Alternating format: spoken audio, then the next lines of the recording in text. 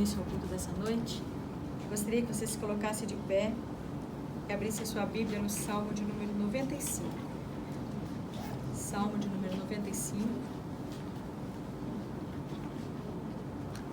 Que você já possa verificar também se o seu celular está no modo silencioso.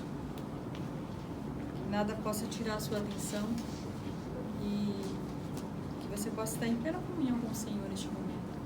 Salmo 95, na minha tradução aqui está: convite a louvar o Senhor. Vinde, cantemos ao Senhor com júbilo, celebremos o rochedo da nossa salvação. Saiamos ao seu encontro com ações de graça, vitoriemo-lo com salmos. Porque o Senhor é o Deus supremo e o grande Rei acima de todos os deuses. Nas suas mãos estão as profundezas da terra e as alturas dos montes lhe pertencem. Dele é o mar, pois ele fez, obra de suas mãos os continentes. Vinde, adoremos e prostremo-nos, ajoelhemo-nos diante do Senhor que nos criou. Ele é o nosso Deus, nosso povo do seu pasto e ovelhas da sua mão. Hoje, se ouvires a voz do Senhor, não endureçais o coração como em Meribá, como no dia de Massá no deserto, quando nossos pais me tentaram, pondo me à prova. Não obstante terem visto as minhas obras, durante 40 anos estive desgostoso com esta geração, e disse: é um povo de coração transviado, não conhece os meus caminhos. Por isso jurei na minha ira, não entrarão no meu descanso. Versículo 6. Vinde, adoremos e prostremo-nos, ajoelhemo-nos diante do Senhor que nos criou. Ele é o nosso Deus e nós o seu povo. Amém? Sempre que eu penso em culto, em celebração, eu me lembro muito desse salmo, que é um salmo de convite ao louvor, de convite à adoração, de convite ao reconhecimento de quem o Senhor é. Aqui ele diz que ele foi quem nos criou, ele quem criou o mar, ele quem criou os continentes, ele quem criou todas as coisas. E o salmo ainda diz: vinde, prostremos-nos, ajoelhemos-nos, uma maneira reverente, diante do Senhor, que haja reverência em cada um de nós, que nós não estejamos diante do Senhor de qualquer maneira, mas que o nosso coração tenha esse respeito, essa reverência, essa entrega, e que Ele nessa noite então fale com cada um de nós. Sabemos que Ele está aqui, a palavra do Senhor nos diz que Ele passeia, o Espírito Santo passeia no meio da igreja, e é tão maravilhoso você saber que o Criador de todas as coisas está presente neste lugar. Então é a Ele que nós vamos entregar o nosso culto, é a Ele que nós vamos celebrar, é a Ele que nós vamos adorar, é a Ele, diante dEle que nós vamos oferecer o nosso melhor. A palavra diz que nós devemos oferecer o nosso culto como sacrifício vivo, santo e agradável diante dEle. Um culto racional, com entendimento, mas que se houver emoção, se houver um desejo de você levantar suas mãos, de chorar, de adorar a Ele com aquilo que você tem de melhor, faça nessa noite. Bem, nós vamos orar mais uma vez, entregando este culto diante do Senhor.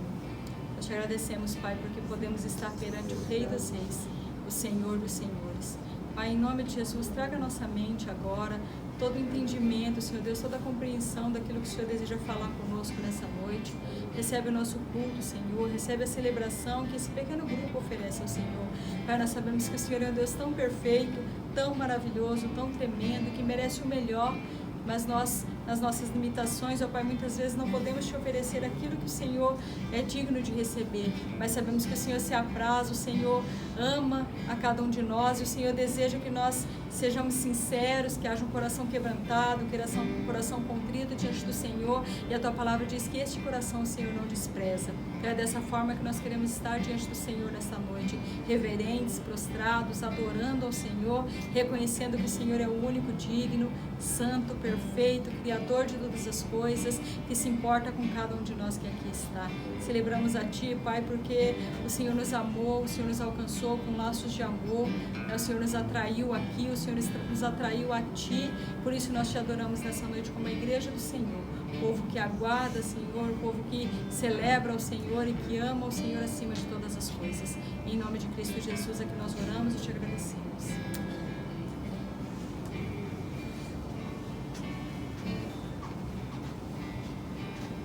Paz do Senhor, amém? Vamos louvar ao Senhor com alegria. Esse louvor é um louvor que fala quão é tremenda a graça do Senhor sobre as nossas vidas. E Ele tomou o nosso lugar, Ele nos resgatou do pecado, deu a sua vida por nós. Que nós possamos ser gratos neste momento, possamos cantar louvor e gratidão ao Senhor, amém?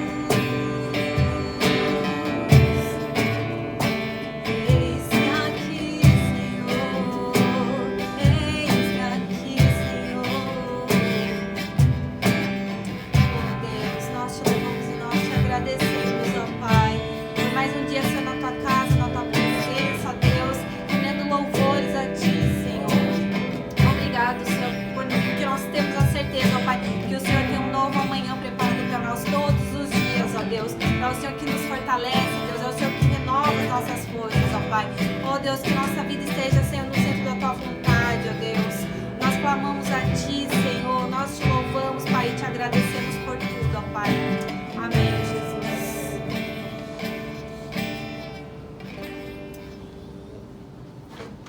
Amém, querido, graça e a paz para todos. Vamos abrir a nossa Bíblia no livro de João, capítulo de número 6. Nós vamos prosseguir o nosso estudo nessa carta, a partir do versículo 1 até o versículo de número 15.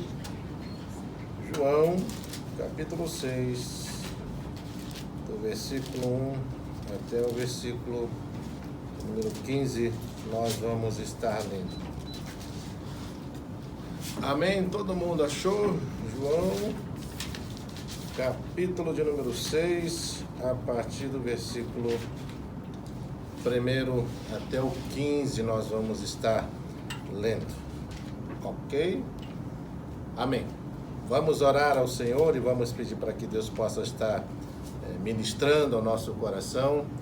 A partir de agora, nós vamos estar fazendo esse estudo nesse capítulo de número 6. É um tema já bem conhecido por nós. Eu acredito que todos nós, de alguma forma ou outra, já ouvimos mensagem acerca da primeira multiplicação de pães e peixes, né?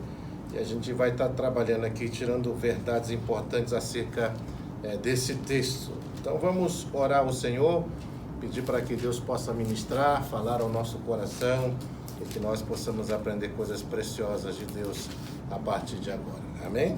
Vamos orar. Pai, em nome de Jesus, nós queremos, ó Pai, primeiramente louvar, te agradecer, Pai, pelo privilégio de nós podermos estarmos reunidos aqui, Pai, para cultuarmos ao Senhor, para louvarmos, para orar, para desenvolver esse momento de comunhão, Pai, de unidade entre o Teu povo, e acima de tudo, Pai, nós estamos aqui também para ouvir a Sua voz, porque todas as vezes que nós oramos ao Senhor, somos nós que falamos contigo, mas quando nós estudamos a Tua palavra, meditamos nela, é o Senhor que fala conosco. Por isso eu peço a Ti para que o Senhor fale ao nosso coração, Pai, que nós possamos aprender verdades poderosas do Senhor e que o Senhor continue a fazer a Tua obra, Pai, no nosso meio. Por isso te louvamos, te agradecemos por tudo. Abençoa também aqueles que vão estar nos assistindo pelo YouTube, Pai, que o Senhor possa ministrar, que essa palavra também possa chegar ao coração, Pai, desses amados, e que o Senhor possa te ministrar sobre a vida de todos. Por isso te louvamos e agradecemos por tudo, em nome de Jesus Cristo. Amém. Vamos ler então João capítulo 6, vamos estar trabalhando esse tema, a multiplicação dos pães, e vamos ler do versículo 1 até o 15. Fala assim: depois destas coisas, atravessou Jesus o mar da Galileia, que é o de Tiberíades. Seguia uma numerosa multidão, porque tinham visto os sinais que ele fazia na cura dos enfermos. Então subiu Jesus ao monte, assentou-se ali com seus discípulos. Ora, a Páscoa, festa dos judeus, estava próxima. Então Jesus, erguendo os olhos e vendo que grande multidão vinha ter com ele, disse a Filipe: onde compraremos pães para lhe dar a comer? Mas dizia isto para experimentar, porque ele bem sabia o que estava para fazer. Respondeu-lhe Filipe: não lhe bastariam 200 denários de pão para receber cada um o seu pedaço? Um de seus discípulos, chamando André, irmão de Simão Pedro, informou a Jesus: está aí um rapaz que tem 5 pães de cevada e 2 peixinhos, mas isto o que é para tanta gente? Disse Jesus: fazei o povo assentar-se, pois havia naquele lugar muita relva. Assentaram-se, pois, os homens em número de quase 5.000. Então Jesus tomou os pães e, tendo dado graças, distribuiu entre eles, e também igualmente os peixes quanto queriam. Quando já estavam fartos, disse Jesus aos seus discípulos: recolhei os pedaços que sobraram, para que nada se perca. Assim, pois, o fizeram, e encheram 12 cestos de pedaços de 5 pães de cevada, que sobraram aos que haviam comido. Aí, 14. Vendo, pois, os homens o sinal que Jesus fizera, disseram: este é verdadeiramente o profeta que devia vir ao mundo. Sabendo, pois, Jesus que estavam para vir com o intuito de arrebatá-lo, para proclamarem rei, retirou-se novamente sozinho para o monte. Amém? Bom, nós vamos estar então trabalhando hoje esse tema acerca da multiplicação dos pães e dos peixes. E na verdade, essa aqui já é o quarto milagre que Jesus está operando aqui nessa carta de João. Nós já deixamos assim bem claro, né, que o intuito da carta de João, né, como fala aí lá no final do último capítulo de João, vamos só ler ele e a gente só vai ver o objetivo do propósito dessa carta, que está aí no capítulo 20, a partir do versículo de número 30 até o 31, que fala assim: na verdade, fez Jesus diante dos discípulos muitos outros sinais que não estão escritos neste livro. Estes, porém, foram registrados para que creais que Jesus é o Cristo, o Filho de Deus, e para que, crendo, tenhais vida em seu nome. Então, veja então que os sinais, eles têm como finalidade automaticamente levar a pessoa a crer não apenas no sinal em si, mas crer que de fato Jesus é o Filho de Deus. Então os sinais são provas que testificam que Jesus de fato é Deus, é o Filho de Deus, é o unigênito de Deus. Ele é de fato o Salvador, o Messias prometido. E aqui nesse capítulo 6 a gente vai ver o quarto milagre que Jesus opera. A gente vê que o primeiro milagre acontece quando ele transforma lá no capítulo 2 a água em vinho, ele faz de uma forma sobrenatural. Depois o segundo está no capítulo 4, a partir do versículo 46, quando ele cura um filho de oficial do rei. Aí o terceiro está no capítulo 5, quando ele cura um paralítico que já estava paralítico por 38 anos. E agora é o quarto milagre que ele opera, aqui no capítulo 6, falando acerca da multiplicação dos pães e peixes, E a gente vê que essa história é uma história que, na verdade, não está só relatada aqui no livro de João, mas em Mateus, nos evangelhos sinópticos, que está lá em Mateus capítulo 14, a partir do versículo 3 a 21, tem o mesmo relato. Marcos 6, a partir do versículo 30 até 44, e Lucas 9, de 10 a 17. Então, é um fato, é um milagre que realmente todos os evangelistas comentam acerca disso que Jesus fez. E eu queria, obviamente, em cima desse texto, trazer algumas verdades que são importantes, para que nós possamos sempre estar refletindo e analisando acerca disso que aconteceu. Lembrando também que, com respeito a essa multiplicação dos pães, esse milagre ocorreu, você vai ver que dos peixes foram propostas praticamente 4 soluções aqui para resolver. Nós sabemos que a Bíblia relata aqui nesse texto que essa multiplicação de pães e peixes foi feita para praticamente 5.000 homens, só contando homens, sem contar mulheres e crianças. Mas é interessante que aqui, que é só no versículo de número, onde está, 7, veja só aqui o que Filipe fala, só para que a gente possa ter dimensão de quantidade de pessoas que estavam aqui nesse momento. E aqui ele vai trazer mais ou menos, trazer uma ideia de quantas pessoas provavelmente haveria, baseado aqui nisso que ele está falando. Ele fala aqui, respondeu Filipe, não lhe bastaria 200 denários, de pão para receber cada um seu pedaço. Cada um recebeu o seu pedaço, ou seja, um pão só, e um peixe. E agora, veja só, 200 denários equivale ao quê? A 200 dias de trabalho. No caso, um denário era o valor referente a um dia de trabalho. E aí, se a gente for fazer um cálculo só aqui no Japão, vamos botar que a média que a pessoa ganha aqui no Japão por dia é 10 mil ienes. Eu estou botando por baixo. É óbvio que tem gente que ganha muito mais que 10 mil. Mas por baixo, se for aí no TED, aí a média é isso aí, 10 mil. 10 mil ienes que está ganhando. Aí então vamos para conta básica. Quem é bom de matemática vai rapidinho resolver. Quanto que custa um pão aqui no Japão? Tem média aí, mais ou menos? Um pãozinho francês assim? Você compra na padaria, acho que é 50 ienes mais ou menos, É por aí? Um pedaço? Mais ou menos essa média, 50 ienes. Então, 10 mil dividido por 50 dá? Dá quanto? Isso, 200, exatamente, Kevin aí foi rápido na conta, 200. Então, vamos lá, dá 200 pedaços, Então vamos lá, agora calcula aí, né? Se a gente está falando que são 200 denários, né? Então um denário só dá para 200 pedaços. Se são 200 denários, multiplica então 200 por 200, vai dar quanto? 40 mil pedaços. Por baixo que eu estou falando, 40 mil pedaços. Se ele está falando que cada um, para receber um pedaço, então ele está calculando 40 mil pessoas. Eu estou falando por baixo, a pessoa ganha 10 mil por dia.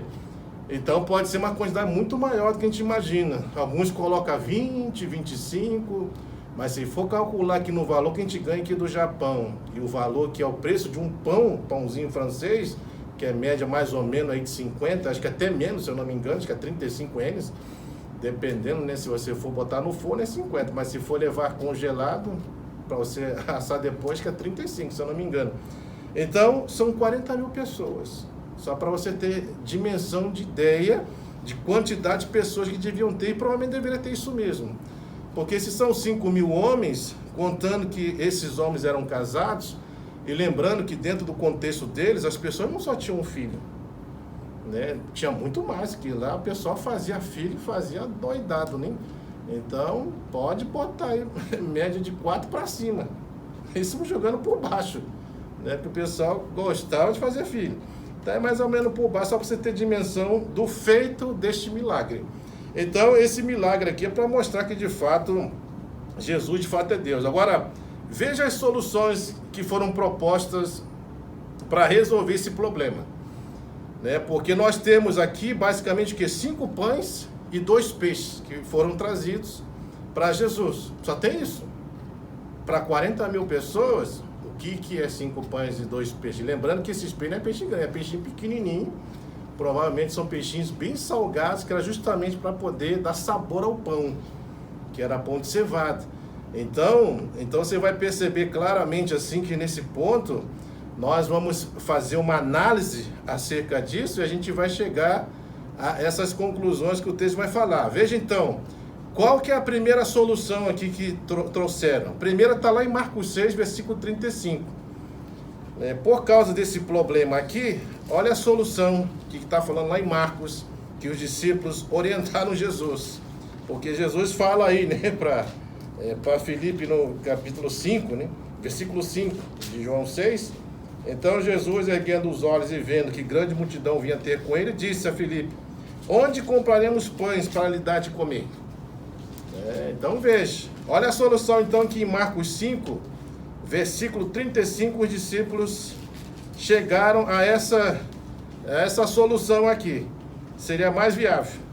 Vamos lá, 6,35, vai falar isso aqui, ó, preste atenção. Em declinando a tarde, vieram os discípulos de Jesus e disseram: é deserto esse lugar e já avançada a hora, despede-o para que, passando pelos campos ao redor e pelas aldeias, compre para si o que comer. Então, qual é a primeira solução? Manda embora esse povo, porque não vai ter alimento para esse povo todo. Não tem. Então, manda embora. Essa é a primeira solução. A segunda está em Filipe. Está aí em Filipe, aí a gente vê no capítulo 6 do próprio João, esse que a gente está voltando lendo. Vamos voltar aí para o texto de João. Veja aí, versículo 5 a 7. Veja o que Filipe vai propor. A solução. 5 a 7 fala assim: então Jesus, erguendo os olhos e vendo grande multidão, vinha ter com ele, disse a Filipe: onde compraremos pães para lhe dar a comer? Mas dizia isso para experimentar, porque ele bem sabia o que estava para fazer. Olha o que Filipe fala: não lhe bastariam 200 denários de pão para receber cada um seu pedaço. Ou seja, o problema aqui não é onde vai comprar. O problema aqui é que não tem dinheiro para comprar. Então, Filipe traz a solução. Não tem dinheiro.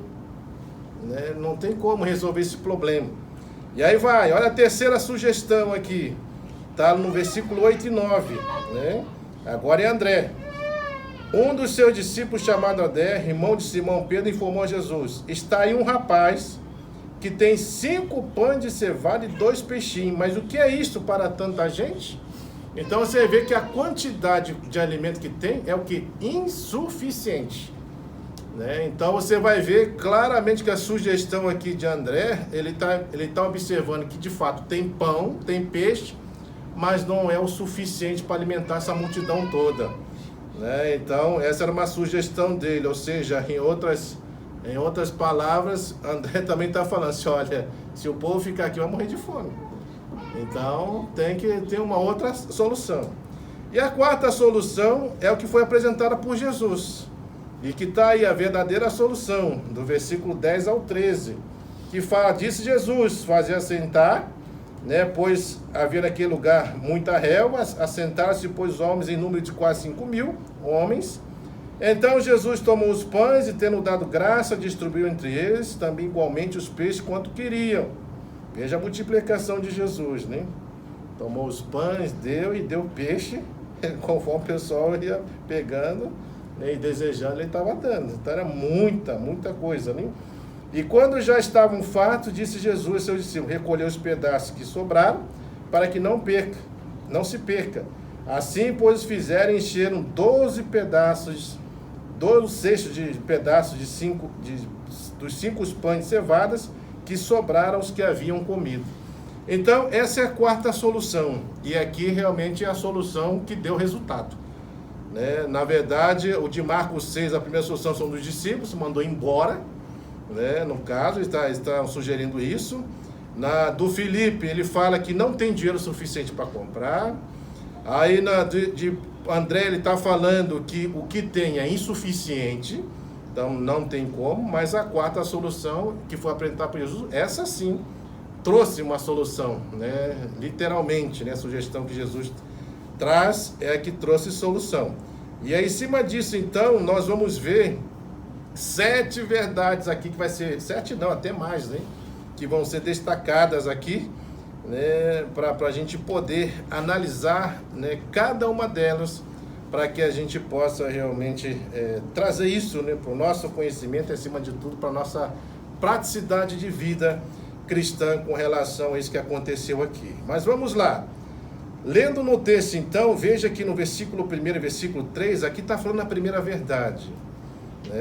Veja só aqui, ó, presta bem atenção aí no versículo 1, versículo 3 e 4, fala assim: depois destas coisas, atravessou Jesus o mar da Galileia, estava em Jerusalém, foi para Galileia, né, que é o de Tiberíades. Versículo 3, então subiu, né, e na Galileia tinha um monte, Jesus sobe nesse monte e assenta ali com seus discípulos, e esse período, como fala no versículo 4, era o período próximo da Páscoa. Então, a primeira coisa que nós vamos analisar é o seguinte: o porquê que Jesus foi para esse lugar? Por que ele vai para esse monte? Por que ele se assenta aí com os seus discípulos, né?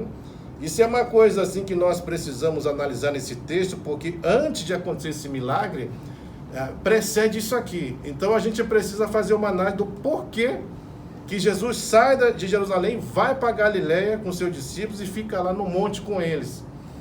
Então a gente vai fazer essa análise. Veja só, Marcos capítulo 6, e aí a gente vê a importância, né, de você buscar referência em outros livros do Evangelho que tratam do mesmo assunto, né? Como eu falei, a multiplicação de pães é o milagre que está em todos os evangelhos que estão escritos, esse milagre. Veja só que vai falar em Marcos 6, porque ele vai mostrar o motivo pelo qual Jesus e seus discípulos vão para Galileia e vão para essa montanha e ficam lá. Veja aí então, Marcos 6, a partir do versículo 30, a gente vai ver isso.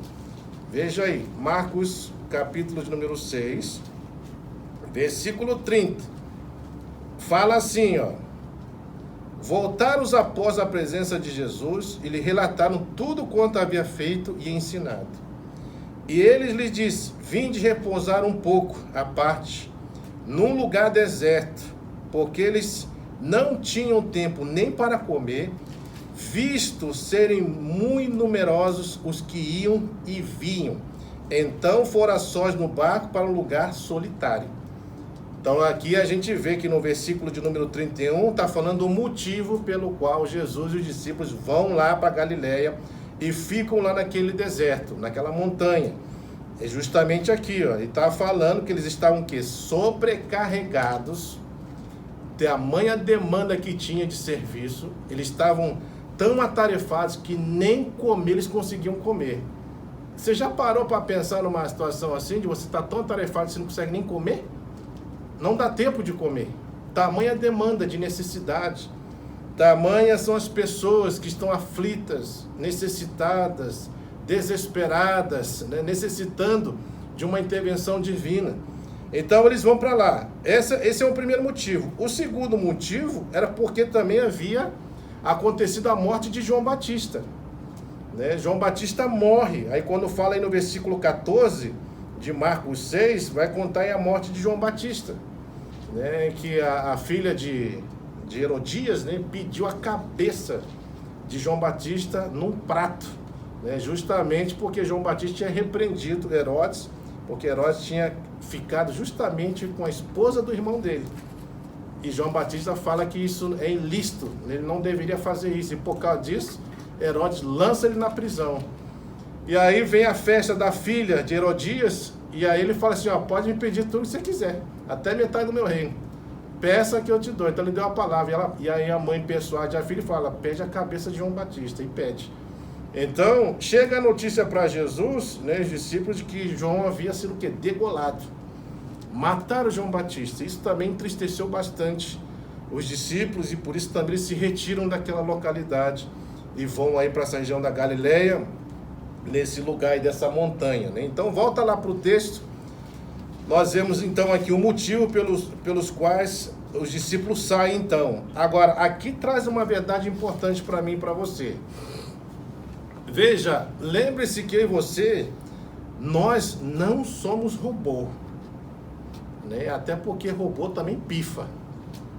O robô ele pode estar sendo programado, mas chega uma hora também que ele vai sucumbir. Ele vai precisar de repor as peças e vai bater os pininhos também em algum momento, né? Mas para nós seres humanos, a gente precisa entender que nós precisamos conhecer nossos limites, em todos os sentidos, né? E aqui a ideia é exatamente essa. Jesus sabia que se permanecesse ali onde eles estavam, eles não teriam tempo para descansar. Eles não teriam tempo para comer. Eles não teriam uma qualidade de vida saudável para eles poderem prosseguir com essa tarefa que eles estão tendo aí, quando Jesus está presente junto com eles. Então, o que eles entendem? Era necessário que descansar.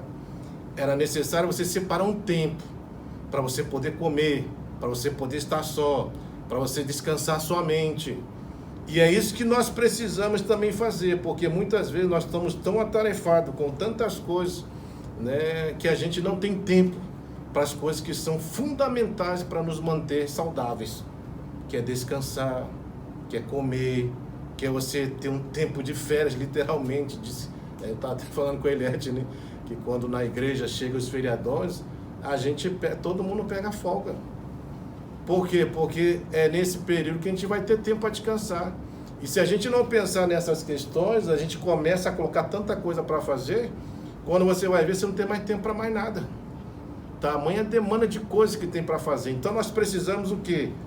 Ter esse discernimento, essa sabedoria, que nós temos o quê? Limites. E se a gente não entender que nós temos limites, e que o ser humano tem limite, que você se cansa e que você precisa descansar, precisa ter o seu tempo de lazer, tempo de refrigerar sua mente, né? Tempo de realmente comer de uma forma saudável, descansar de uma forma saudável, você vai bater as botas. Tem um testemunho de Hudson Taylor. Ele estava na China, ele é um missionário que estava lá na China, no interior da China. E aí o que acontece? Hudson Taylor estava lá e ele começou a implantar o trabalho. E uma das coisas assim, que ele percebeu assim, que ficaria mais fácil para ele poder realmente começar a se administrar aos chineses, era se vestir como eles. Ele começou a se vestir, que nem os chineses. E ele foi repreendido, né? Pela organização que enviou, ele foi repreendido por ele estar fazendo isso, mas ele entendia que ele precisava se identificar com o povo nativo, e fez assim. E aí ele começou a ganhar, obviamente, a confiança do povo, né? O povo começou a se agradar, porque viu que realmente, né, ele quis ser que nenhum deles também. E foi a forma que ele entendeu assim de poder realmente pregar o evangelho, e conseguiu mesmo pregar o evangelho. E chegou a um ponto que o Hudson Taylor, ele estava tão cansado, né, porque ele praticamente trabalhava sozinho naquele trabalho, que ele ficou muito doente. E aí a esposa dele falou assim: Hudson, volta para a Inglaterra. E aí ele falou assim: eu não posso deixar esses chineses aqui sozinhos. Quem que vai cuidar deles? Né? Falei, não, eu não vou deixar eles aqui. A esposa dele olhou para ele e falou assim: Hudson, cuida da sua saúde primeiro, porque é mais fácil eles perderem você por um período de tempo do que perder você pelo resto da vida. E era exatamente isso que ia acontecer. Se ele continua nesse ritmo, ele ia morrer. Literalmente ia morrer, porque ele não estava mais se preocupando, né, com a saúde dele. E a saúde dele só estava indo para mal e pior. E o final seria desastroso, mesmo sendo um grande homem de Deus, mesmo ele estar envolvido no reino, né, ele precisou parar. E justamente nessa parada, quando ele volta para a Inglaterra, ele relata aquilo que ele estava fazendo na China, e Deus levantou um monte de gente para ajudar ele nesse trabalho, coisa que ele nunca imaginaria que as pessoas teriam esse desejo de ir para lá, porque realmente não era um local onde você tinha do bom, do melhor, não, você tinha que sofrer com as coisas mínimas lá, né? E as condições não eram assim de você ficar morando num hotel, de ter do bom, do melhor, não, você tinha que viver de acordo com a realidade lá. Então, a gente vê assim que isso realmente é algo difícil. Por isso que você vê que os missionários, em geral, eles sempre escolhem locais onde eles possam ter mais comodidade.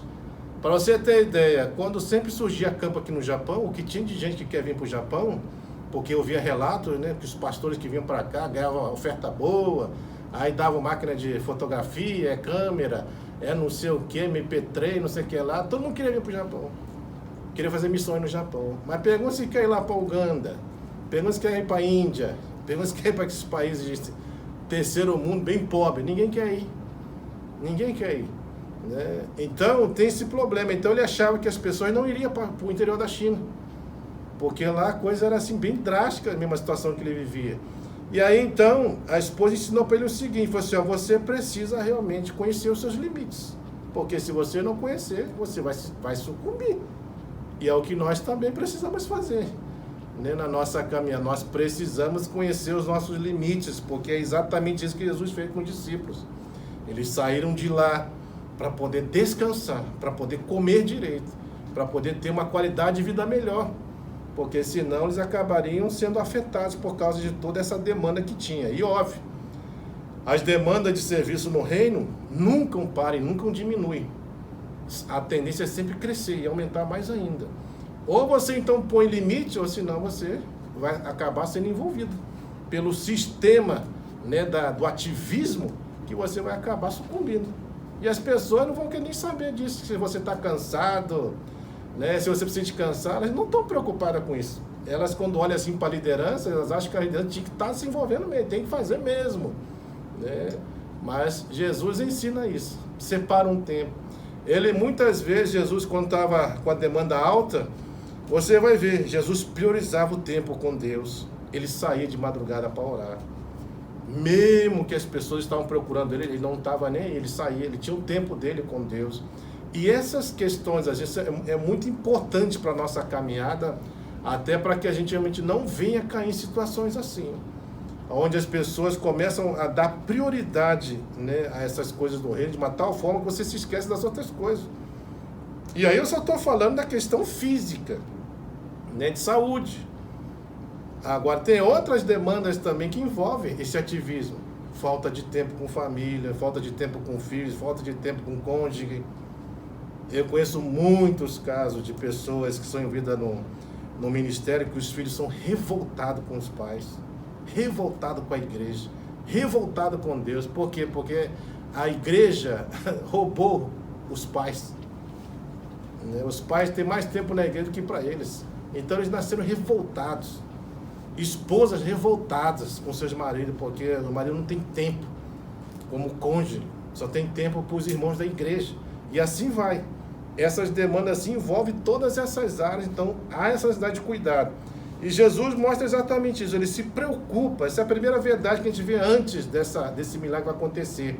Essa preocupação para que a demanda, né, das coisas que existem, que envolvem a nossa vida, não venham sucumbir às nossas forças, não venha realmente assim provocar danos nesse sentido sobre a nossa saúde e coisa parecida. Então ele separa esse tempo.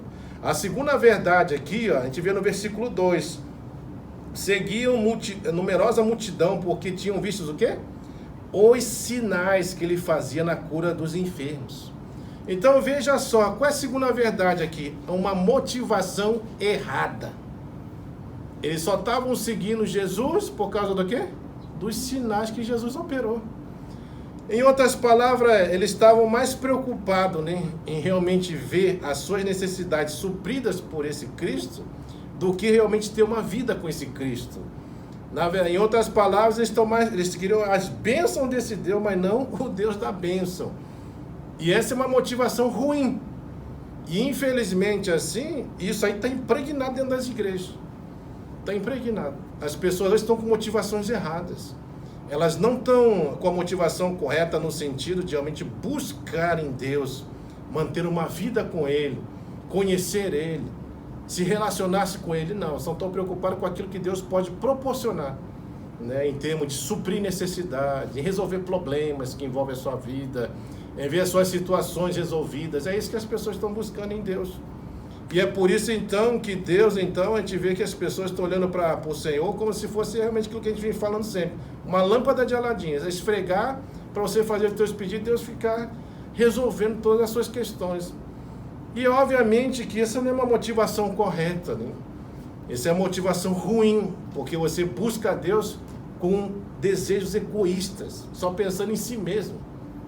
Não está pensando numa relação com Deus, mas está só pensando naquilo que Deus pode fazer por você. E as pessoas iam por causa disso, por causa dos sinais que Jesus fazia. Eles corriam atrás de Jesus. Mas é interessante que mesmo Jesus, percebendo essa motivação errada, né, da parte dele, você vai ver então que Jesus, mesmo assim, ele vai suprir a necessidade desse povo, para ver tamanha ação de compaixão, misericórdia. E aí é o que fala aqui, ó, nesses textos. Vamos abrir rapidinho, ó, Marcos 6,34. Olha só o que vai falar. Lá em Marcos 6,34 vai falar isso aqui, ó. É o mesmo texto das multiplicações dos pães, só que em outro evangelho, né? Marcos 6,34, ele vai falar aqui, ó. Ao desembarcar, viu Jesus uma grande multidão. E o que Jesus sente? Se compadece. Não é? Isso que está falando, se compadece deles, porque eram como ovelhas que não têm pastor, né? E passou a ensinar-lhes muitas coisas. Então veja que Jesus se compadecia, mesmo que ele estivesse com uma motivação errada, mesmo que ele estivesse ali apenas para satisfazer seus desejos, suas vontades, Jesus está ali também para suprir a necessidade, porque Jesus se compadecia. Olhavam para eles como ovelhas que não tinham pastor. Lucas 9,11, olha que vai falar. Capítulo 9,11 é o mesmo texto também que fala acerca da multiplicação dos pães. Fala assim: mas as multidões, ao saberem, seguiram, e acolhendo-as, veja, Jesus acolhe-as e falava-lhes a respeito do quê? Do reino de Deus. Então Jesus pega a necessidade deles e começa a ministrar o quê? Aquilo que é importante para eles, né? Que não é simplesmente suprir uma necessidade, mas eles aprenderem acerca do reino, né? Ter a visão correta acerca das coisas de Deus e desse próprio Deus, e daquilo que Deus queria que eles entendessem com relação à relação que eles deveriam ter com eles.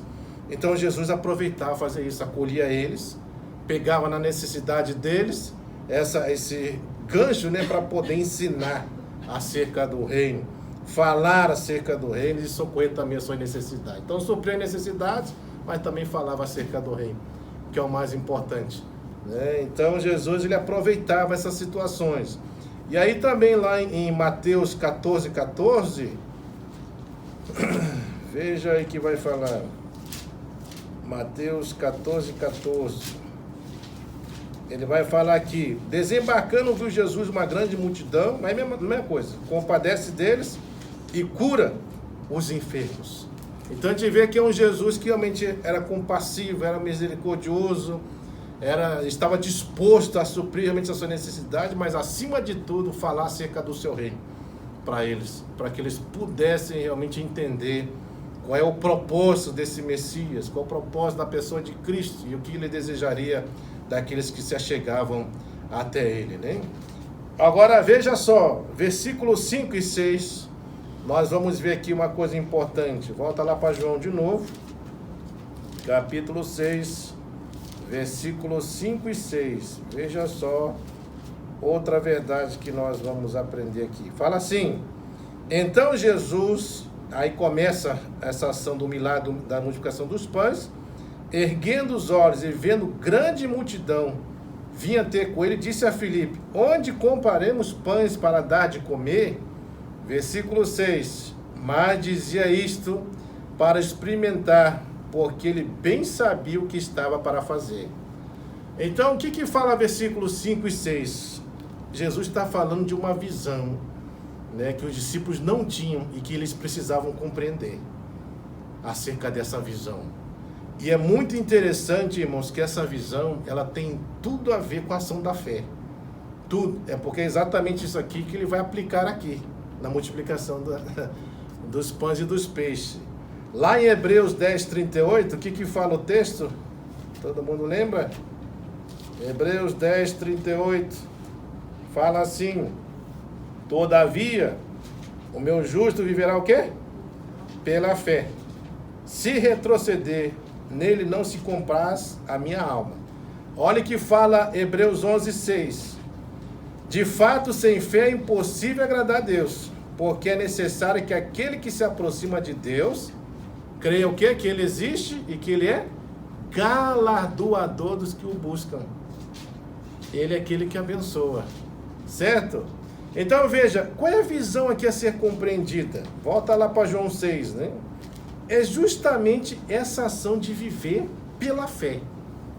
E o viver pela fé não é viver pelas coisas que nós contemplamos, porque muitas vezes aquilo que nós contemplamos faz a gente desacreditar no que Deus pode fazer. E é exatamente isso aqui. Quando você tem a visão certa e você compreende a visão certa, com certeza você vai conseguir exercer a fé necessária para que isso aconteça. Quando você não tem a visão certa e não compreende essa visão, você não vai conseguir exercer essa fé. É isso que Jesus está mostrando acerca dessa visão. Porque quando ele fala aqui para Filipe, fala assim, ó: onde nós compraremos pães para dar de comer? E veja que não sei, ele está falando, ele dizia isso para experimentar, porque ele bem sabia o que estava para fazer. Então Jesus está experimentando os discípulos. Ele quer ver até que ponto os discípulos são capazes de compreender o que ele está falando, a visão dele. E aí você vai ver que eles não entenderam coisa nenhuma. Porque no versículo 7 a 9 você vai ver que eles estão com a visão totalmente equivocada acerca da visão que eles deviam compreender, né, que era viver pela fé, não viver, né, por aquilo que os teus olhos estão contemplando e vendo, porque isso faz você desacreditar naquilo que Deus pode fazer. Então veja, olha a visão errada. No 7 está falando: respondeu Filipe: não lhe bastaria 200 denários de pão para receber cada um seu pedaço. Ou seja, a questão aqui é dar-lhes de comer, né? Onde vocês vão comprar? Não é onde vai comprar, o problema é que não tem recursos para comprar esses pães para alimentar toda a gente assim, tanta gente assim. Aí no 8 fala de André: um dos seus discípulos, chamado André, irmão de Simão Pedro, informou Jesus: está aí um rapaz que tem 5 pães de cevada e 2 peixinhos, mas o que é isso para tanta gente? Então de novo a visão errada. Então Filipe ali está falando, não tem dinheiro para comprar. Agora André está falando, olha, o que tem aí é insuficiente, não tem como. Então veja que a visão deles está o quê? Justamente nas circunstâncias, justamente naquilo que eles estão observando. E quando eles observam aquilo, eles literalmente assim percebem que realmente não tem realmente o que fazer, não dá. Realmente aqui, olha, eu entendo de matemática, né? E não dá. 5 pães e 2 peixes é insuficiente. Não tem como manter, não tem como alimentar esse povo todo, não dá. É impossível. E é exatamente isso. A visão que Jesus quer mostrar para eles é exatamente o quê? Que eles deveriam viver pela fé. Agora, veja o porquê que isso é importante, irmãos. Porque você vai ver em que em muitos momentos da vida dos discípulos, eles vão precisar crer. Eles vão precisar crer, porque as circunstâncias vão falar tudo ao contrário. Tudo ao contrário. Aparentemente, né, vai mostrar uma realidade aqui que se você não viver pela fé, você não consegue prosseguir. Não vai conseguir. É aquela visão Né? Lembra da visão de Eliseu? Ele estava numa montanha junto com o seu servo. Aí diante lá da montanha estava o exército inimigo. Uma multidão ali de um exército inimigo. Aí Eliseu olhou para o servo e falou assim: olha, muitos estão conosco do que aqueles que estão aí. E aí o servo não entendeu nada, porque quando ele olhava, ele só contemplava o quê? Só o exército inimigo na frente. E só estava ele, Eliseu, o profeta Eliseu. E aí então o profeta Eliseu ora a Deus e falou assim: Senhor, abra os olhos deles para que ele veja. Veja, Eliseu estava vendo com os olhos da fé. Ele estava crendo quando ele fala mais que estão conosco, é porque Deus estava com ele. Né? E ele sabia literalmente, né, que com relação a Deus, ele não precisa de fato assim, ter muito para fazer o que ele tem que fazer. Não precisa. Mas o que o Senhor faz? Abre os olhos, e quando ele abre os olhos desse servo, ele contempla o quê? Uma multidão das celestiais junto ali com eles. Aí ele entende aquilo que o profeta Eliseu falou, que muito mais estão conosco que estão aí na frente. Ele entende, ele compreende essa questão. É por isso que nós precisamos viver assim, porque você vai ver que na história bíblica sempre foi assim. Sempre foi assim. Lembra lá quando Gideão sai para enfrentar o inimigo, e aí ele sai com, era 12 mil, se eu não me engano, não, 12 mil não, 32 mil homens para batalhar, né, contra os filisteus, se eu não estou me enganando agora. E aí o que acontece? Deus olha para ele e fala assim: tem muita gente aí, tem muita gente, já faz, separa aí, aqueles que estão com medo, medrosos, tira tudo. Aí só ficou 10 mil. Ele falou: não, tem muita gente ainda, manda o povo descer, né? Aquele que abaixar a guarda quando for beber água, esse aí elimina. Pronto, só ficou 300. Aí o que é 300 para enfrentar um exército inimigo? A quantidade de pessoas é muito inferior, né? É a mesma coisa da Coreia do Norte querer enfrentar, por exemplo, os Estados Unidos. Não tem como vencer, humanamente falando. Mas é isso que Deus queria fazer com Gideão, que ele começasse a crer pela fé. Ele precisava crer pela fé. De que quando Deus ele realmente ministra algo, quando ele fala algo, quando ele mostra uma visão acerca de qualquer coisa, você precisa crer, mesmo que a realidade mostre tudo ao contrário. Mesmo que a realidade fale para você a todo momento, assim, não vai dar certo, não tem jeito, já era. Dessa forma aqui não tem como vencer. Né? Então Deus está mostrando, você precisa viver pela fé. E é o que acontece, quando nós vamos trazendo isso para o contexto de igreja, eu sou prova assim, de muitas coisas que Deus fez dentro de igreja, não tendo recursos nenhum. E Deus assim movia assim, circunstâncias que fazia essa necessidade ser suprida de uma forma assim, sobrenatural. Era fulano que do nada dava uma oferta sem saber que tinha essa necessidade. Era uma campanha, quando fazia, a coisa prosperava de uma tal forma que superava aquilo que a gente imaginava que poderia dar, e foi muito mais além daquilo. E assim a gente vai vendo situações assim que Deus vai trabalhando nesse sentido, né, para mostrar de fato quem Ele é. Né? Lembra do povo de Hebreu quando sai da escravidão do Egito? Eles estão lá na frente dele, Mar Vermelho, atrás exército de Faraó.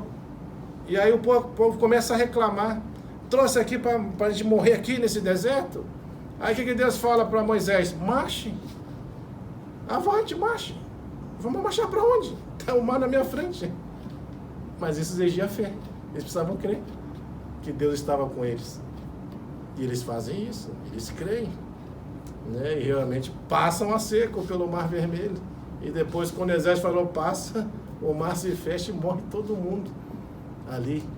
Né? Inclusive tem muitas pessoas que brincam e falam: nada, o povo hebreu, eles passaram no lugar, porque às vezes tinha maré baixa, aí o povo passou ali, né? Era baixo, batia água na canela, então por isso que o povo conseguiu passar, mas não era seco não, é porque ali tinha um lugar que tem certas épocas do ano que a maré fica muito baixa e dá para passar. E aí foi assim: então você vai ter que explicar outro milagre, né? Como que todo um exército de Faraó morreu nesse nível de água tão baixinho que você está falando aí, porque todos morreram, né? Então a gente vê assim que essas questões todas exigem o quê? Fé. Exige fé. E esse é o ponto, né, que muitas vezes nós precisamos compreender acerca da visão que Deus quer ministrar no nosso coração. Ter fé acerca daquilo que Ele quer. Agora, perceba que Jesus está falando aqui, como no versículo 6 fala, mas dizia isto para experimentar, porque Ele bem sabia o que estava para fazer. Então, Ele não está trazendo qualquer visão, é a visão dEle, visão de Deus. Quando a visão que Deus nos dá é uma visão de Deus, você pode crer pela fé que Deus está ali naquele negócio ali, vai acontecer mesmo. Mas se não for visão de Deus, você pode esquecer. Pode esquecer que realmente naquilo que Deus realmente não ministra, Ele não põe dedo naquilo. Não põe, não acontece mesmo. Não acontece. Quando a gente começou o trabalho de Coana, eu lembro que todas as pessoas que falavam acerca do trabalho falavam assim, lá não tem jeito, lá já foi Assembleia para lá, não deu certo, já foi Avivamento da Fé, não deu certo, Universal foi para lá, também não deu certo, e não sei, Igreja tal também foi para lá, não deu certo, não tem jeito, lá não tem crente. Falava assim, a visão do povo, não tem crente lá, não dá certo, não adianta você ir para lá. Mas foi lá que Deus formou a igreja. Foi lá, mas porque Deus tinha dado a visão para lá, que era para ir. E era uma coisa assim impressionante. O que tinha de contra fazer o trabalho era uma coisa assim tão desgastante, assim, tão contínua, né, que aparentemente aos olhos humanos parecia que realmente era uma coisa que não ia dar certo mesmo. Mas a convicção de Deus, que Deus havia colocado no coração, é isso que fez prosseguir o trabalho, permanecer, aquilo virar igreja, né, e está lá até hoje como igreja. Então a gente vê assim que a gente precisa dessa visão de Deus. E essa visão que depende, é alicerçada pela fé, que o próprio Deus coloca acerca de algo que Ele quer que a gente faça. E é assim que tem que fazer. Se você pega a história de muralha de Jericó, o que Deus manda fazer? Manda ali os sacerdotes ir na frente, rodear 7 vezes, para fazer cair as muralhas de Jericó. Aí você fica pensando, mas por que vai ficar dando 7 vezes ali, em volta daquilo ali? Isso é necessário para derrubar aquela muralha? Mas foi exatamente isso, porque Deus falou para fazer isso. Era para fazer. E o povo fez, né? Cantando, dando volta ali. Na 7ª vez que ele faz isso, as muralhas de Jericó caem. Cai literalmente. Então isso é fé. Isso exige fé. E a gente precisa crer que realmente Deus é aquele que é galardoador de fato daqueles que buscam. Então veja, versículo 7 a 9 fala dessa visão errada. Os discípulos, na verdade, eles estão olhando para a circunstância. Eles estão olhando com a visão humana. Não dá, não tem jeito, não tem dinheiro, não tem pão suficiente, não tem peixe suficiente, não tem gente suficiente, isso aqui não tem como acontecer. Já era. E lembrando, quem que mandou dar de comer? Jesus mandou para eles fazer isso. Foi Jesus. Se Ele está mandando fazer, faça. Porque quem vai prover não sou eu que vou prover. É Deus que vai prover. Eu apenas confio na palavra dEle, porque Ele é o provedor. Eu sou apenas aqueles que creem nesse provedor. Então eu vou executar. E é isso que os discípulos precisavam fazer. Colocar em prática essa ação da fé. Crer. Não é eles pensarem que eles que iam prover os pães. Não era eles que iam prover. Mas era o próprio Deus. E Jesus estava experimentando eles. Para ver aonde estava colocado a fé deles. Eles estavam olhando para onde? Né? Centrado no quê? E é exatamente isso mesmo. Se a gente ficar olhando para a circunstância, a gente nunca vai ter fé para acreditar no que Deus pode fazer. É quando os espias foram lá ver. Lembra quando Deus manda ir lá na terra de Canaã ver? Né? Veja que todos os espios, 10 dos 12 chegaram e falaram, não, ali não tem jeito. Não, a terra é muito boa. É terra que manda leite e mel. Mas lá tem uns gigantes lá. Nós somos que nem gafanhoto, né? Somos formiguinhas. Somos uns nada. Não tem jeito. A gente não vai conseguir vencer esses homens, não. Mas Caleb e Josué falaram, não. Se Deus falou, nós vamos e nós vamos vencer, sim. E vencer. Porque essa é a visão de Deus. Eles olharam com os olhos da fé.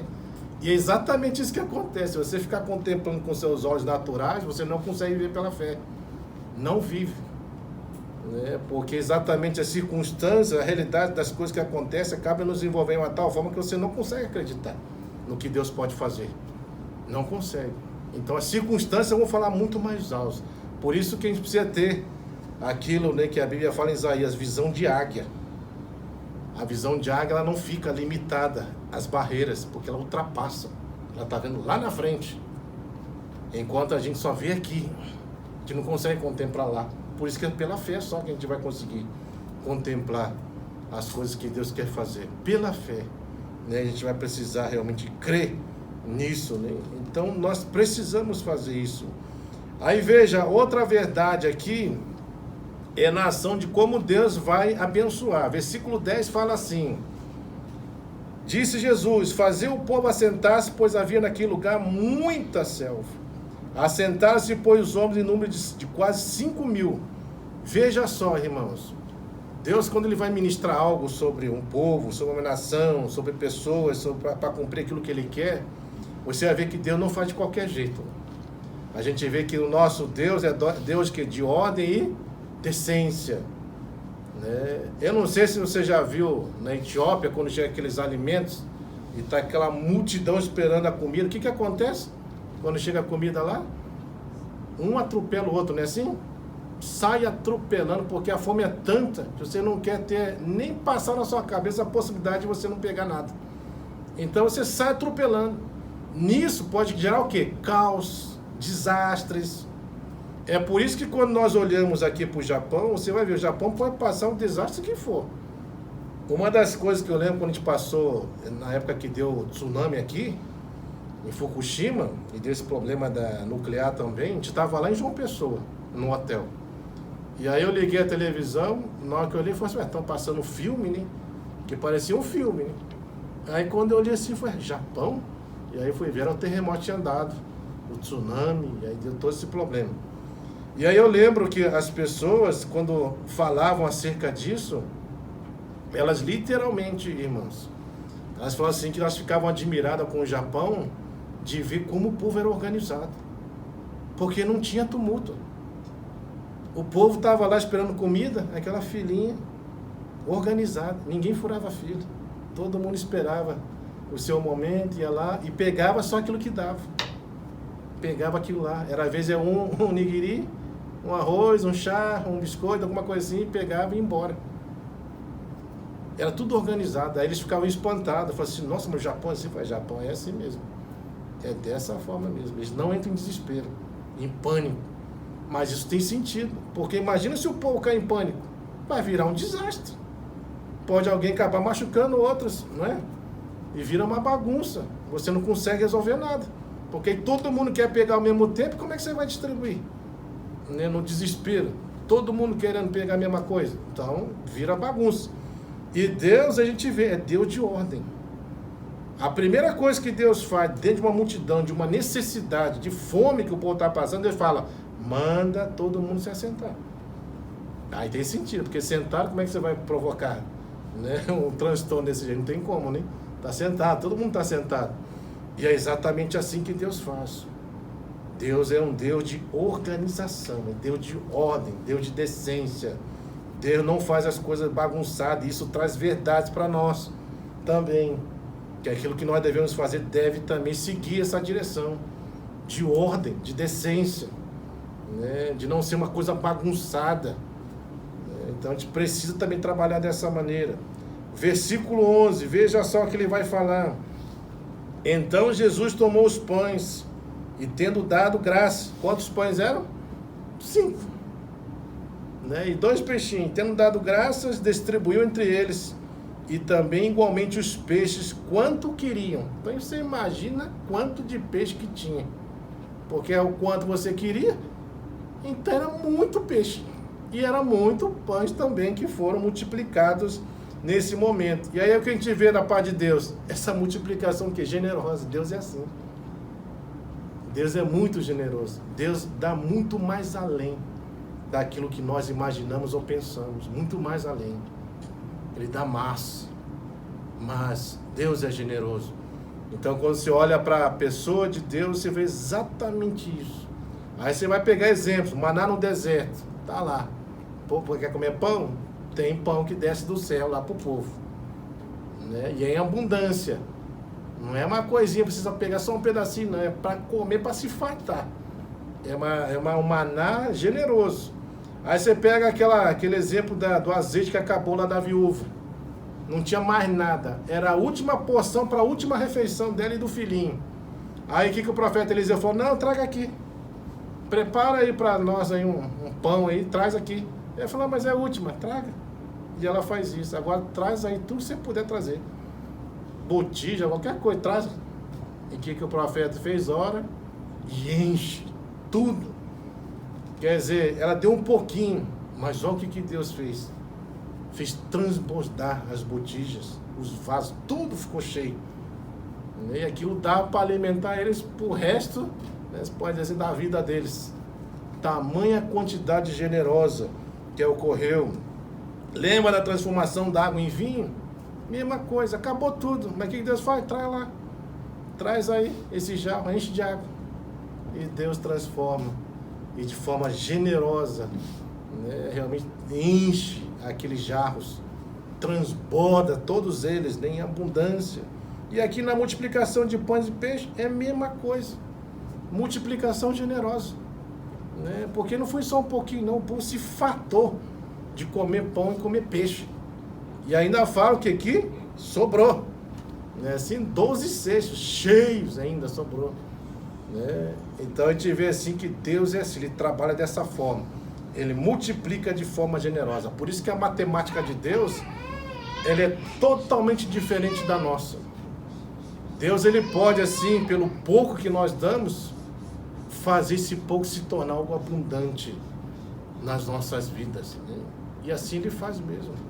Ele não precisa de muito para transbordar em abundância para a vida de muitos, não. Ele, na verdade, precisa de pouco. E é isso que Ele quis ensinar para os discípulos.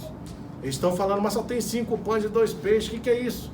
Não dá para nada, mas é exatamente isso que Deus queria fazer. Que eles confiassem que esse pouco nas mãos dele pode se tornar em muito. E abençoar de forma generosa. E é o que Deus faz mesmo, irmãos. Se a gente for olhar aquilo que nós damos para Deus, nem se compara com relação àquilo que Ele nos dá. Não se compara. Ele transborda de forma generosa nas nossas vidas. Eu mesmo assim, a gente sempre fala, nós não somos merecedores, né? Assim, de tudo que Deus tem feito na nossa vida. Principalmente com relação a Naomi. Né? Os irmãos já vinham acompanhando, né? Desde a época da Megumi, né? Alguns já não conheceram a Megumi, mas desde a época da Megumi. Né? Assim, a luta, o sofrimento que foi. Mas Deus realmente foi assim, muito generoso. Ele concedeu muito mais do que nós imaginávamos. Né? E hoje tudo isso faz a gente refletir acerca das coisas que Deus faz. E a gente tem até um projeto, a gente está conversando com a Simone, da gente tentar ajudar essas pessoas que querem também adotar filhos aqui, né? Porque a gente já recebeu ligação de um monte de gente que tem muitas dúvidas, inclusive até dúvidas que nem existem, né, na verdade. Que as pessoas vão falando e as pessoas vão acreditando e não tem nada a ver. Né? Como, por exemplo, falar que se você adotar uma criança, que você não pode tirar ela aqui do Japão. Eu falei, não, mentira. Isso é mentira. Pode sim. Que não tem como mudar para o seu sobrenome. Pode mudar, porque já mudou para o nosso sobrenome. Você pode fazer isso sim. Então tem muitas coisas assim que as pessoas têm e o nosso desejo é esse que eu estou conversando com a Simone, da gente ajudar esse povo, da gente olhar para eles e lembrar, um dia a gente estava lá também, naquela ansiedade e um dia ter um filho, hoje nós temos. Então a gente precisa ajudar também, né? Da gente também se doar para essas pessoas e dar o melhor para elas também, de ver a alegria que nós temos, ver nelas estampado também. E assim a gente deseja fazer, porque nós olhamos para esse Deus assim, um Deus generoso, que dá muito mais além. O que nós estamos fazendo, né? Ao invés de dar migalhas para Deus, mas mesmo dando migalhas, Deus transforma em muito, né? Aí outra verdade está aqui no versículo 12 e 13, que ele fala assim, e quando já estavam fartos, disse Jesus aos seus discípulos, recolheu os pedaços que sobraram, para que nada se perca. Presta atenção nisso aqui, ó. Assim, pois, fizeram e encheram 12 cestos de pedaços dos 5 pães de cevada que sobraram aos que haviam comido. Veja, irmãos, aqui a gente vê que o desperdício, Jesus está falando que é o quê? Pecado. É pecado. Às vezes, na abundância, nós desperdiçamos. Desperdiçamos aquilo que Deus nos concedeu. E principalmente quando se trata de comida, é assim mesmo. Quanto mais você for assim afortunado, tiver mais recursos, mais desperdício de comida vai ter. E o que Jesus está ensinando? Lembre-se que aquilo que você está jogando fora, que você está jogando para lata de lixo, podia salvar uma vida. Pode salvar. Porque aquele pouquinho ali que você vai para lata de lixo, ou até muitos que vai, quantas vidas não poderiam ser abençoadas com aquele alimento que está sendo desperdiçado? Então, Jesus está mostrando que nós devemos o quê?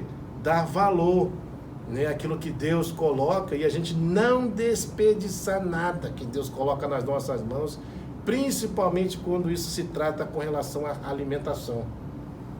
Lembre-se sempre, quando você deixar comida no teu prato, que essa comida que está sobrando, isso é um desperdício, isso é pecado.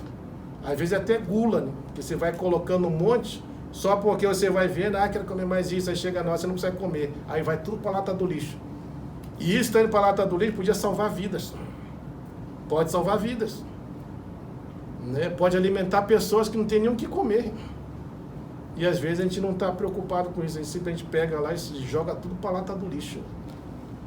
Eu trabalhei dentro do circuito de Suzuka, e, irmãos, não é brincadeira não. O que é desperdiçado na Fórmula 1 não é brincadeira. E olha que eu não estou falando de comida barata não. É aqueles queijos caros, né, que eles compram, as equipes, deixam lá na mesa assim, o pessoal come, mas você vê desperdício de tudo que você imaginar. Todo tipo de comida. Tá tudo ali jogado. Pão aberto, só tem uma fatia que comeu, larga, salsicha, tudo que você imaginar, tá lá. Aí eu ficava pensando, olha quantas pessoas poderiam ser abençoadas se pegasse tudo aquilo que tá lá no paddock lá da Fórmula 1. Que eles jogam. Tá lá jogado. E sabe pra onde que vai aquilo lá? Lata do lixo, irmãos. Eles não deixam pegar não. Porque eles sabem que se der algum problema com alguém que pegou dali, eles podem ser processados, né? E aí eles jogam tudo para a lata do lixo. Olha quantos alimentos vão embora, são desperdiçados. E quantas vidas não poderiam ser abençoadas por meio desses alimentos que estão sendo desperdiçados. É isso que Jesus está falando aqui no versículo 12, quando fala, recolher os pedaços que sobraram, para que nada se perca, nada. Nada. Nenhum pãozinho, nenhum peixe deve se perder. Porque esses pãozinhos que sobraram, esses peixes sobraram, pode alimentar outros tantos que necessitam. E a gente precisa sempre olhar para essa ação da mordomia nesse sentido. Que Deus nos colocou como mordomos nessa vida para saber administrar isso de forma certa. Por isso que toda vez que a gente for comer, não deixe coisa no teu prato para depois jogar para a lata do lixo. Você vai sair para comer, não deixe sobrando coisa no seu prato. Lembre-se que tem gente que precisa, que está necessitado, que nem tem o que você está deixando sobrar aí para poder sobreviver. Você está justamente jogando para a lata do lixo tudo isso. Então pensa acerca disso. Não desperdice, porque desperdiçar é pecado. E aí, último, 14:15, vai encerrar, ele fala: vendo, pois, os homens o sinal que Jesus fizera, disseram, lembra que eu falei sobre o sinal? O sinal era para quê? Para apontar para algo maior. É aquilo que João fala no objetivo da carta. Para que através de sinais eles pudessem crer que Jesus é o Filho de Deus. Mas olha só o que está acontecendo aqui. Vendo, pois, os homens os sinais que Jesus fizeram, disseram: este é verdadeiramente o profeta que deveria vir ao mundo. Sabemos, pois, Jesus, que estavam para vir com o intuito de arrebatá-lo, para o proclamar o quê? Rei. Né? Retirou-se novamente sozinho para o monte. Aqui é uma tentação perigosa que a gente vai ver. Veja, por que as pessoas querem proclamar Jesus rei? É porque quando eles estavam esperando pelo Messias, a gente já falou acerca disso, o povo judeu ele estava sendo governado por quem? Por Roma. E eles imaginavam quando o Messias viria, que ele viria como um rei militar. Que ele ia chegar lá e desbaratar o governo romano, ia dar liberdade para o povo judeu. Mas isso não ocorre. Isso não ocorreu. E eles estão olhando para Jesus como alguém assim, que vai tomar o governo através do poder, pela força, pela guerra. E Jesus não veio para fazer isso. Até porque a implantação dele como rei, né, é para reinar, não é no sentido físico de um reinado humano, mas é um reinado dentro do coração. né, das pessoas, de levar as pessoas realmente a terem uma vida com Ele. E esse perigo realmente as pessoas correm, porque geralmente as pessoas querem tratar Jesus como um Jesus que não é da forma como Jesus quer que a gente deveria tratar Ele de fato. As pessoas estão mais preocupadas em satisfazer. Olha, esse Jesus é aquele que operou um sinal, é um milagre, então isso aí pode fazer muita coisa por nós. Mas é o quê? Para satisfazer os teus desejos, satisfazer a sua vontade, né? É algo que só está no nível aqui, terreno, mas não tem nada a ver com o espiritual. É mais só para satisfazer mesmo aquilo que você necessita. E Jesus está mostrando, Ele não veio para isso. Ele não veio para isso. Ele não veio para ficar satisfazendo o desejo humano. Ele veio para cumprir a vontade de Deus, veio para implantar o reino de Deus, e veio plantar algo para que as pessoas pudessem, através dele, se relacionar com Deus e viver uma vida com Ele. É isso que Ele veio implantar. O reino dele fala acerca dessa vida. Não é um reino para satisfazer o teu desejo, a sua vontade, de você proclamar Ele, colocar Ele no lugar onde você quer que Ele esteja, somente para satisfazer os teus desejos, a tua vontade. E é exatamente isso que as pessoas fazem, infelizmente, hoje, na igreja. Essa é uma tentação que muitas igrejas estão passando, e de forma perigosa.